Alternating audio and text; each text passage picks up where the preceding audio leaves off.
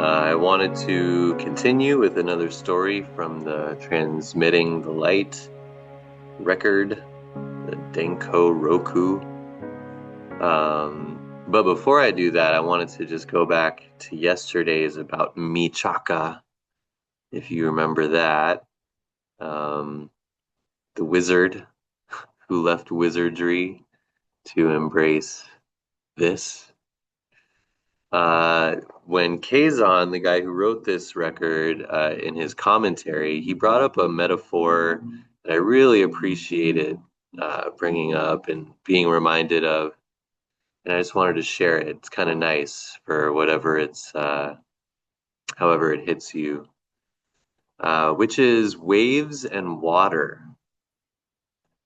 So, because he was talking about leaving the small stream and entering the big ocean of the universe. And I really like this metaphor of waves and water, or waves and the ocean.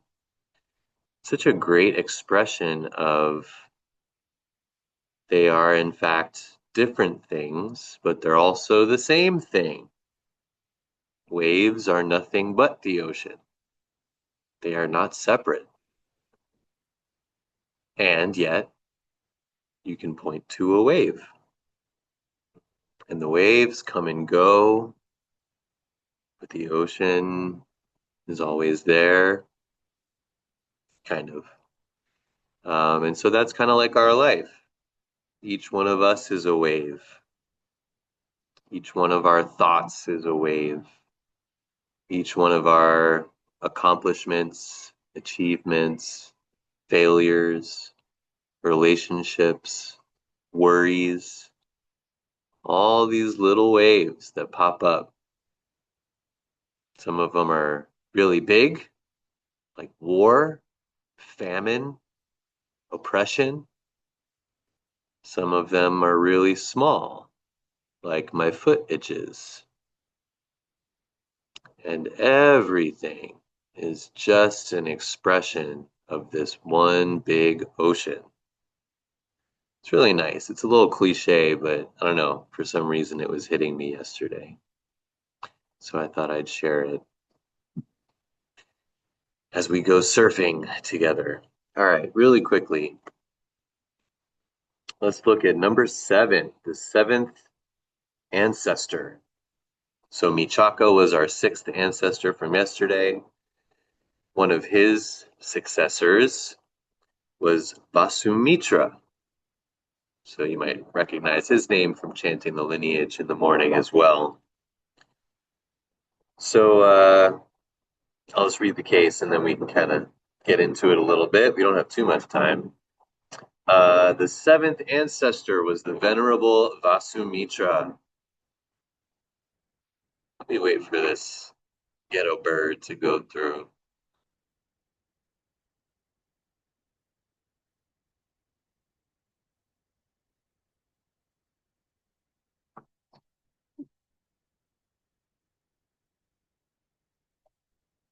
It is the voice of Vasumitra.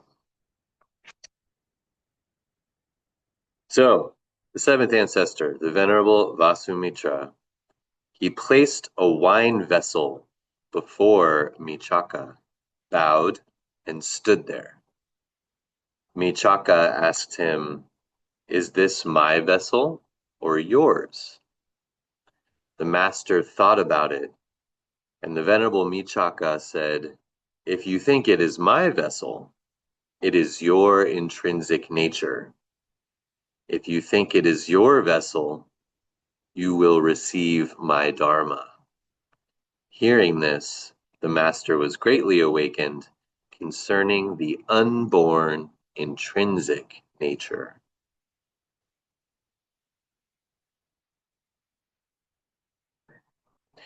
So some of these koans are just so good at breaking us.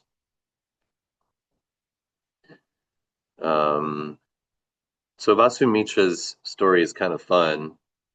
He was in northern India, and he would just kind of wander about carrying this wine vessel. And it says, sometimes he would sigh, sometimes he would howl. People thought he was crazy. He did not let anyone know his name. So just imagine this guy wandering around your town carrying a bottle of wine, a vessel of wine, either shouting or sighing, and he had no name. Um, Easy to think that this person might be troubled. And here he is, Michaka is wandering like through northern India, and over the village, he sees this golden cloud hovering. And he tells all of his followers, there is a special person here. All the early stories have this weird kind of, folkloric, mythical history. And they all know each other from past lives. And, I met you 80,000 eons ago, and you told me that we would meet again, and there would be a golden cloud, and, all this weird kind of, yeah, mythical stuff, which, I guess I still work through my relationship to what all that means. Past lives and eons and meant to be, all that kind of stuff. I'm not too clear about it myself. Um, but he comes across this guy, or he comes to him. Vasumitra, crazy wine guy, comes to see Michaka, this Buddhist guy who just rolled into town. And he asks him, do you know what this is? He's holding his wine vessel. And Michaka says, it is an impure vessel. Yeah, it is an impure vessel, not a pure one. And that's when Vasumitra has a little opening, a little hook. Impure, this vessel. And so he puts it down as almost kind of like a, tell me more. What else do you have to teach me about this vessel? And that's when this story starts. Is it mine or yours? If it's mine, it's your intrinsic nature. If it's yours, you will receive my dharma. Um, so I guess the best way to really think about this, this vessel that we hold on to, carry everywhere we go.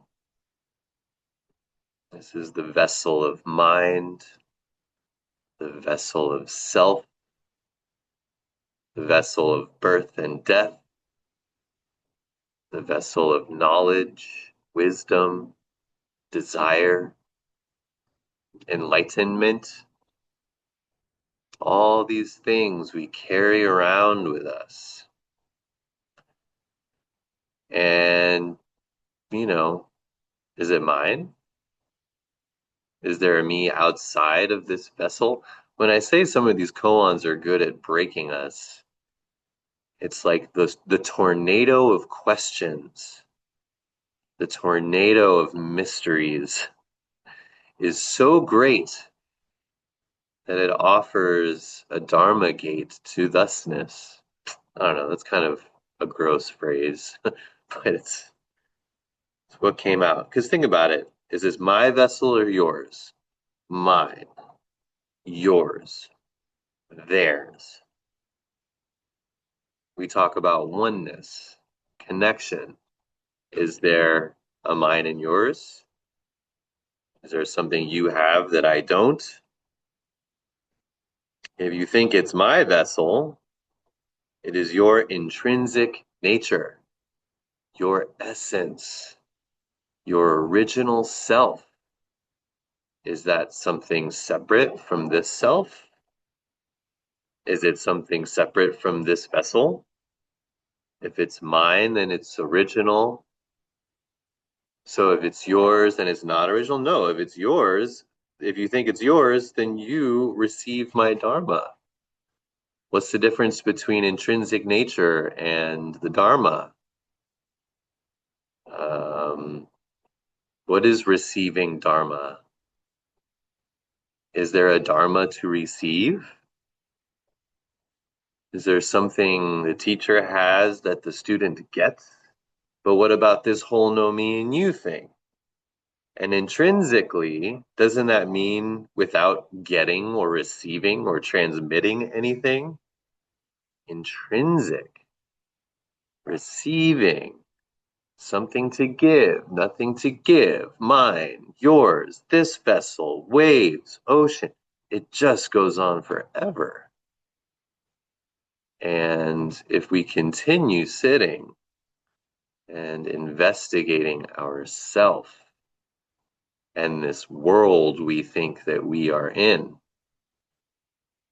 we will encounter all of these questions.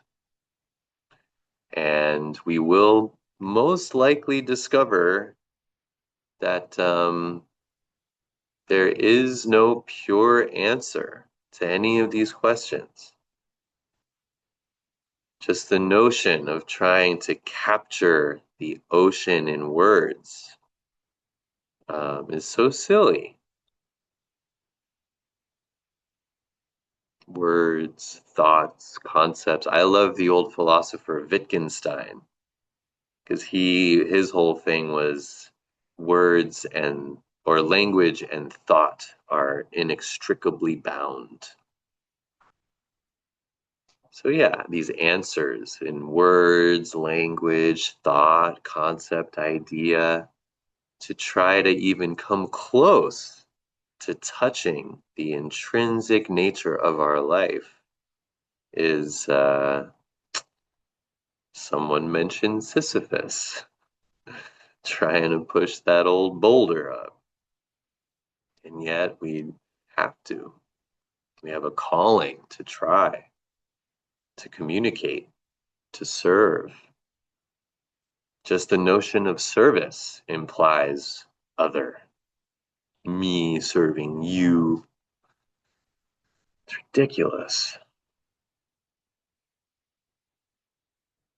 Um, man, I just want to read a little bit of the commentary here.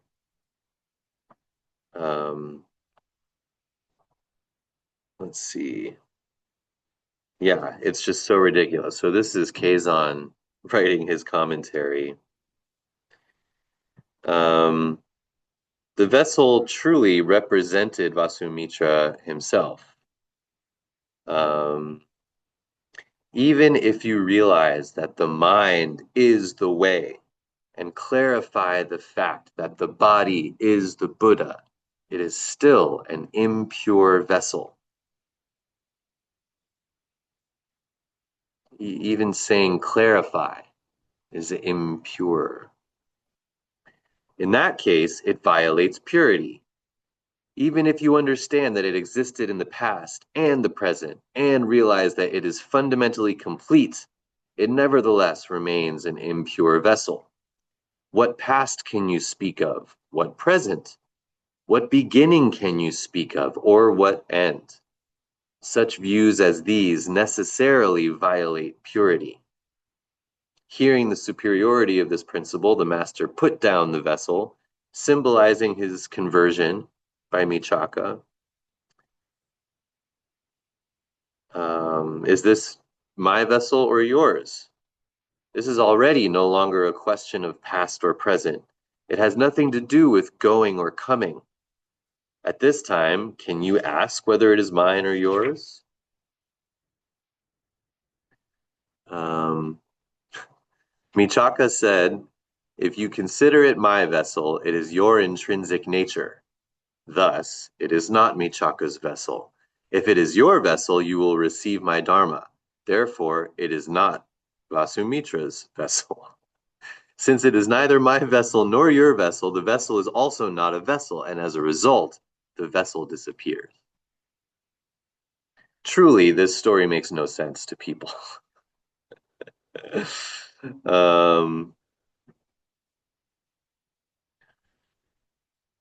One who is truly a pure person does not establish purity, and for that reason also does not establish a vessel. Sorry to steal Kazon's words and just read at you, um, but I find that to be super beautiful. A truly pure person does not establish purity, and substitute any adjective you want for this. The truly good person does not think about good. The truly selfless person does not think about selfless. The truly sexy person does not establish sexy, doesn't think about it, um, doesn't try to make it happen. Because as soon as we do that, we're attaching to something, which is impure, not good. Um, yeah. So, as I said yesterday, each one of these cases comes with a short little poem at the end. So, this poem, just as an echo follows when a bell sounds on a frosty morning, so here, from the first, there is no need for an empty cup. Just as an echo follows when a bell sounds in the morning. So think of an echo. It is totally natural, intrinsic, it just flows. It does not have to be created.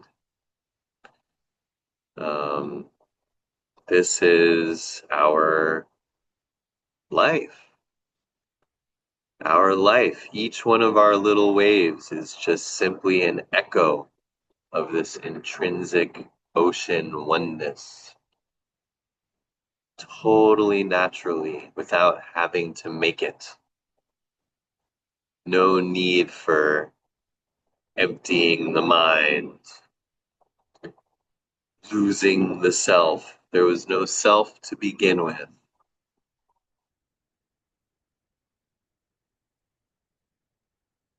So rattle that around in your vessel and pour some out for the homies.